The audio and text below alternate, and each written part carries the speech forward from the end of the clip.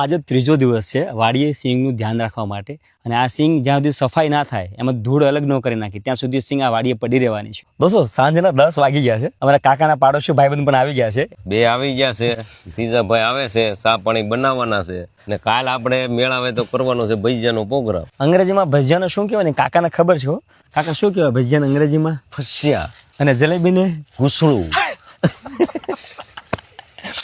અંગ્રેજીમાં જલેબીને ઘૂસણું કહેવાય, યાદ રાખજો. અમારી ભાષામાં તો અંગ્રેજીમાં ઘૂસણું કહીએ. હવે બનાવવાની છે એક સરસ મજાની મસાલા વગરની ચા. દેખે છે ને ફરતી કરે ઘમ ગોર અંધારું અને ખેતરની વચ્ચે ચા બનાવવાની. દૂધ સામે ગાડીએ પીડ્યું લેતા આવો ધીરુભાઈ. અહીંયા હવાણું કર્યા કરીએ ભાઈ. સિંગનો સારો ભાવ આવશે તો હવાણું વધશે, નકર હવાણે નહીં વધે. આ કાકાની ડોલ છે, આમાં કાકાનો ચા બનાવવાનો બધો સામાન આમાં મળી રહી. ચા ભરો કાકા, ચા ઠરે પછી મારે માટે બસ ઘણા બને રકાબી ભરી ગયો આખી. અરે પણ પીવાની હું મજા કરો ની ભાઈ. વાડીની ચા ની ખરેખર જમાવટ છો. ભઠ્ઠો બોલાઈ ગયો. ભઠ્ઠો જગે છે અંદરથી કાકા ધીમો ધીમો. સા કર્યા પછી જો ભઠ્ઠો વધે ને એમાં પાછા ઓળા મીકાશે. દોસ્તો રાતના 1:30 વાગ્યા છે. શિયાળના રોવાના અવાજથી મને જગાઈ ગયો છે. ખેડૂત જ્યારે પણ રાત્રે જાગે ને એટલે ત્યારે એના ખેતરના ફરતે એક વખત બત્તી કરી જોઈએ. એટલે આપણે આપણા ખેતરના ફરતે એક વખત બત્તી કરી જોઈએ. કાકા અહીંયા આરામ કરે છે. જ્યારે પણ રાત્રે જગે છે એટલે એક વખત બત્તી કરી દેવાની.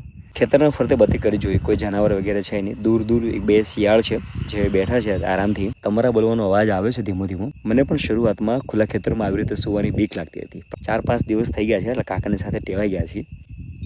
જો ટીટોડી બોલવાનો અવાજ આવે છે. દોસ્ત આવી રીતે રાત્રે આવું જાગવું હું કામ કરું ખેડૂતો માટે રૂટીન હોય છે અને મારા માટે આ બધું નવું છે.